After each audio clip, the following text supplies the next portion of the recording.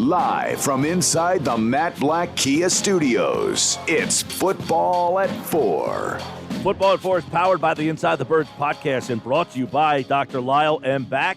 For everything from skincare to cosmetic surgery, go to ilovelyle.back.com or call 856-MAKEOVER for Dr. Lyle M. Back, proud sponsor of Football at 4. Andrew DiCecco, 97.3 ESPN.com and InsideTheBirds.com joins us right now on the Boardwalk Honda Hotline. A lot to get into, so let's dive right back into this Eagles offseason, which has some news stories today, Andrew. And, of course, the coaching search is at the top of that list. There's some new names out there, so let's get some of your thoughts on that to start off this Thursday edition. Let's start with maybe the most surprising news of the bunch, Kellen Moore.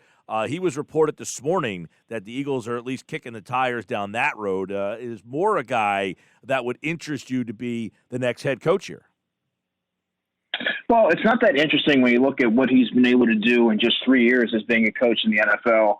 He was somebody that was retained with Mike McCarthy, but before that he was the Cowboys quarterback coach in 2018, and he was promoted in 2019 offensive coordinator. He's had great success with Dallas, and he's done wonderful things with Dak Prescott.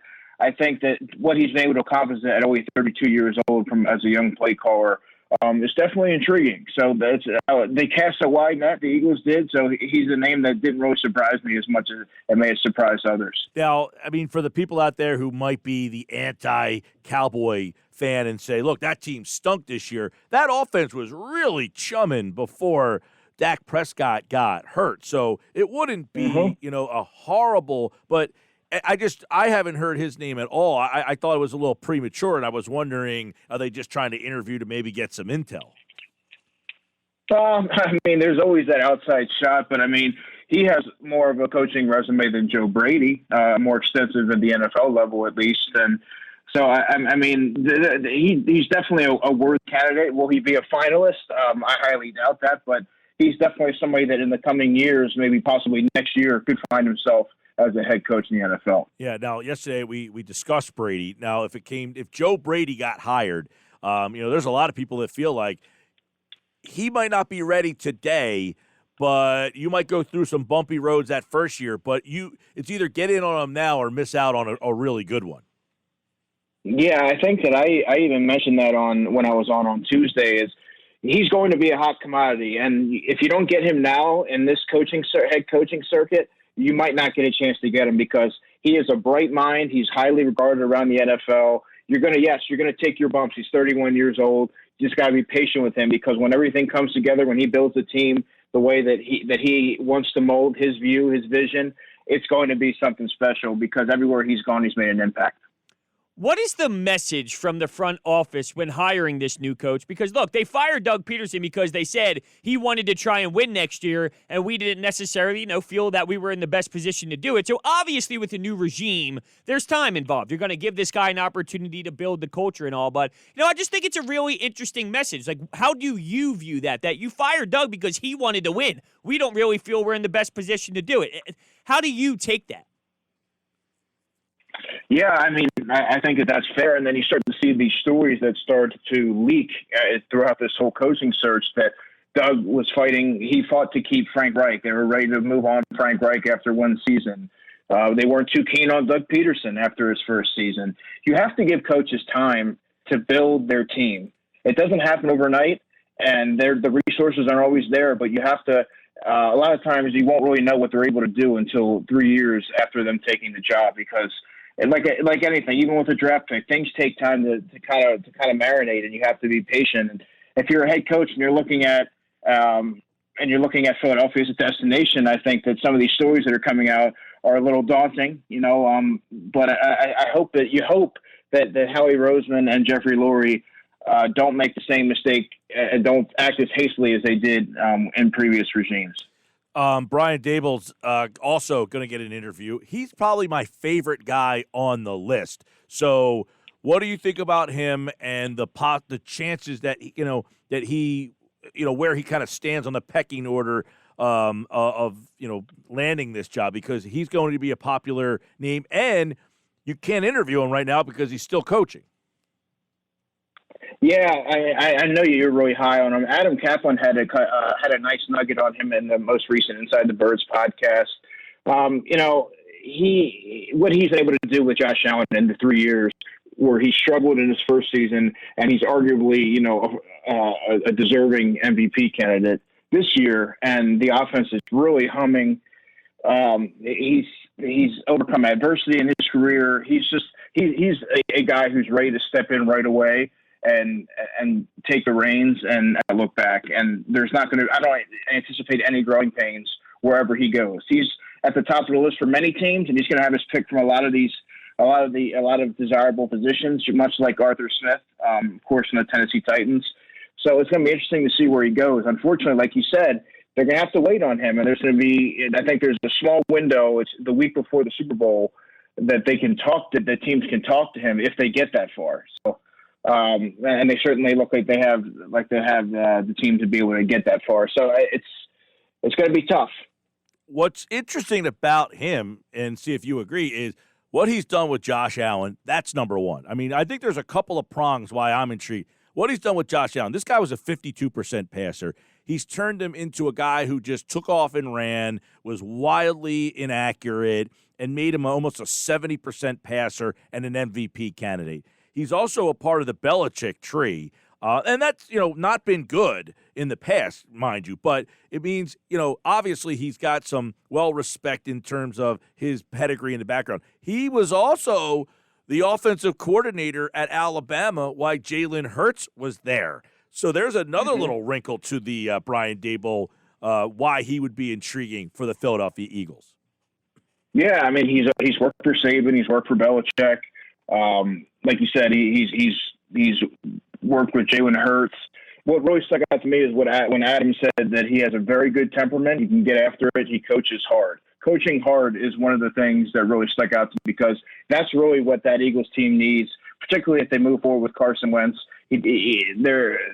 Carson is someone who needs to be coached hard. That's been well documented. And Brian Dabol is certainly a guy, even at 33, 34 years old, that could step in and do that.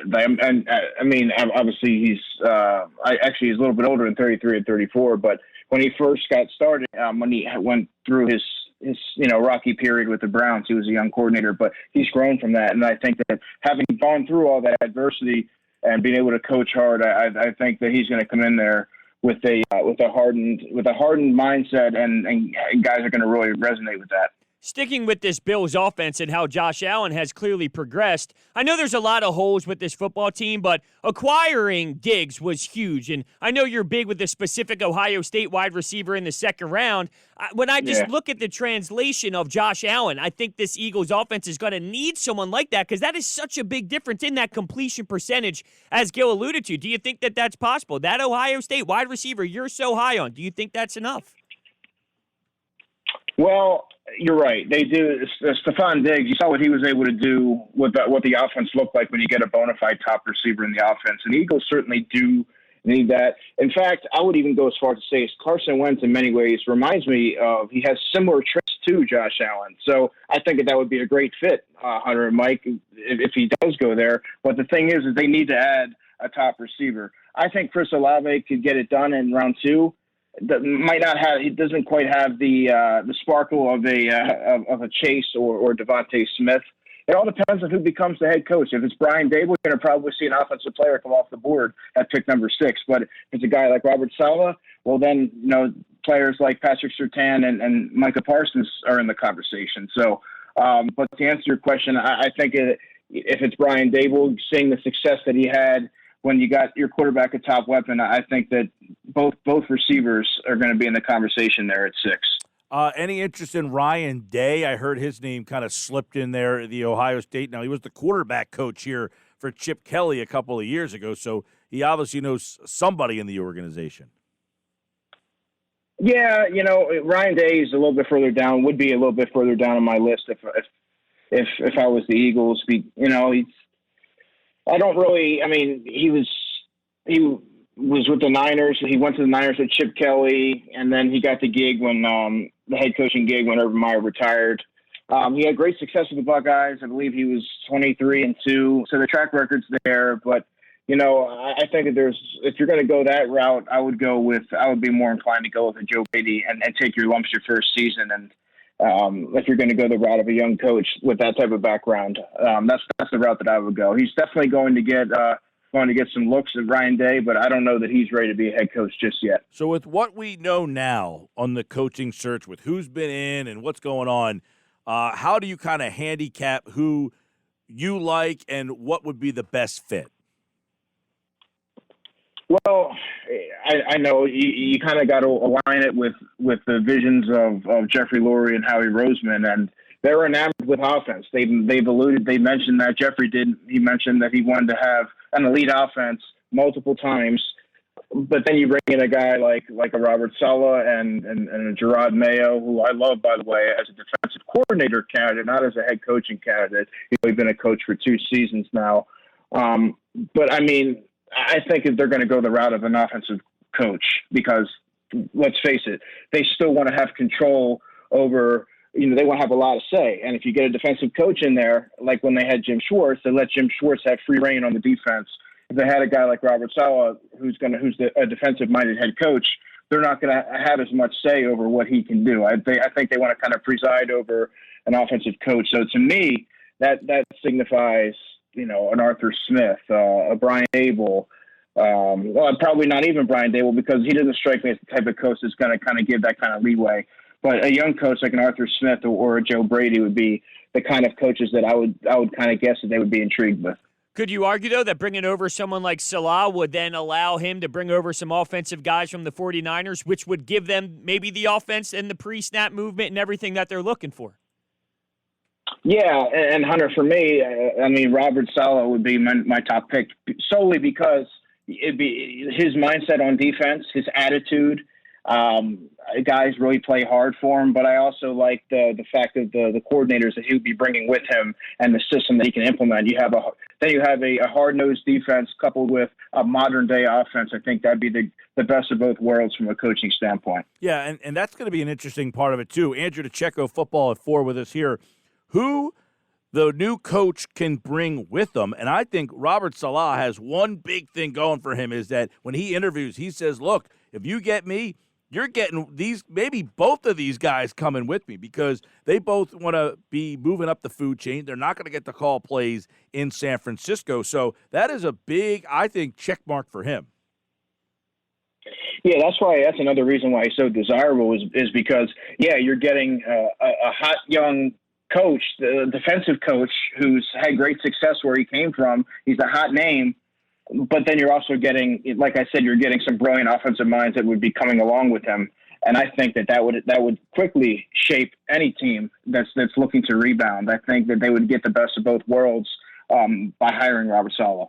He's had a couple meetings with the Jets now, and I want to ask you, do you look at the Jets as a more intriguing destination? I know right now it looks so ugly and it looks so awful, but at the end of the day, I truly do believe not just the limited amount of spots that you can get a head coaching job, there's only 32, the cliche that said, but it's the Philadelphia Eagles. Like, it's a big market, and not that the New York Jets aren't. They obviously are, but, the logo speaks for itself. So do you think the Jets are a more intriguing destination for him?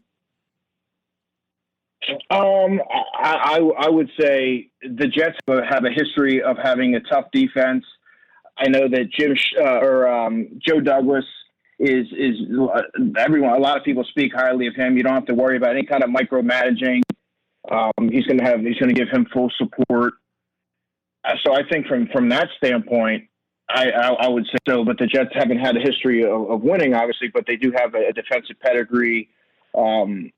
And like I said, Joe Douglas, I think Joe Douglas right there would be the key. Whereas when you're looking at Philadelphia, yes, that's you look at that's a top end market, and they've had great success, in over the last 20 years, dating back even further than that. But then there's always you look at what happened with Chip Kelly on his way out, and Howie Roseman was a prime reason for that. And you look at Doug Peterson on his way out, and you start to see these common factors here. If you're a head coach and you have your choice between a couple teams, you're going to have to look at past history. And I think that you kind of would shy away from that if that were that'd be my thinking, at least. Do you think that the quarterback situation is going to play a big factor in hiring the coach? In other words, if the coach that comes in, hey, we want you to open up the quarterback battle. We want you to start Carson Wentz. Is that something that could be a detriment? Or, we talked about earlier, most of these coaches would probably say, I want to get my hands on Carson Wentz. So how do you think the whole quarterback thing is playing out in this search? Yeah, I think, there's been talks that Jeffrey wanted Doug to, make it work with Carson and Doug wanted to move forward with Jalen Hurts. So to me, I think that Jeffrey Lurie is going to look for the head coach that's going to say, hey, you know what? Let me take the challenge. Let me rehabilitate this guy and make him the quarterback that he was in recent years. And because let's face it, nobody wants to take that kind of a hit. And Carson Wentz has played at a very high level before. So I think that's going to be what they're looking for in their head coach. Not like let's move away from 11. Let's see if we can get him back on track and make this an elite offense again. Yeah, what do you make of the Troy Aikman's comments where he said Doug Peterson wanted Jalen Hurts and Jeffrey Lurie apparently wants Carson Wentz? So it almost sounds like you're walking into a situation where the owner is telling you who to play at quarterback. Yeah, but when I read that closer, Mike, to me, it kind of, the further I read down into the article, it seemed like it was more so Aikman's opinion versus a fact. And quite frankly, I don't know I don't know how close Troy Aikman is with the Eagles organization that would hold much merit. But I mean, there's so many stories that are coming out right now and so many leaks. You don't really know what to believe in. It's hard to follow it all. But I mean, I wouldn't read into that too much. I think that what any owner would want is, can you rectify and revive our franchise quarterback and get him on the right track? And I mean, I think he's salvageable. And when you look at a lot of the coaches, in the case of Brian Dabol and Arthur Smith, and Ryan Tannehill and Josh Allen, they've had success with similar type of quarterbacks. So I mean, it's all right there, and I think that's going to be the first order of business. Yeah, you're not wrong where you say there's a lot of news every single day, and it's nonstop. But when I woke up this morning, I saw that Jeff Stoutland's not going to return. And there's a lot of ways to look at this. Like, did he walk away from this mess going, I can't be here anymore? Internally, it's a disaster. Did the Eagles plan to move on from him? So, we'll start here. How big of a loss is that? Because this offensive line has been really – I know that it's ironic because this year they've been so banged up and it got a little ugly, but he's done a great job since he's been here. Oh, absolutely. And talk about the news coming fast and furious. A couple hours ago, I saw a tweet that it's not definite that he's going to leave. He's still under contract with the Eagles. But as far as what he means to the team, well, he's also the run game coordinator. He's the offensive line coach. He's worked wonders with a lot of product players like Jordan Mailata. He got Nate Herbert to play at a decently high level when nobody really expected much out of him.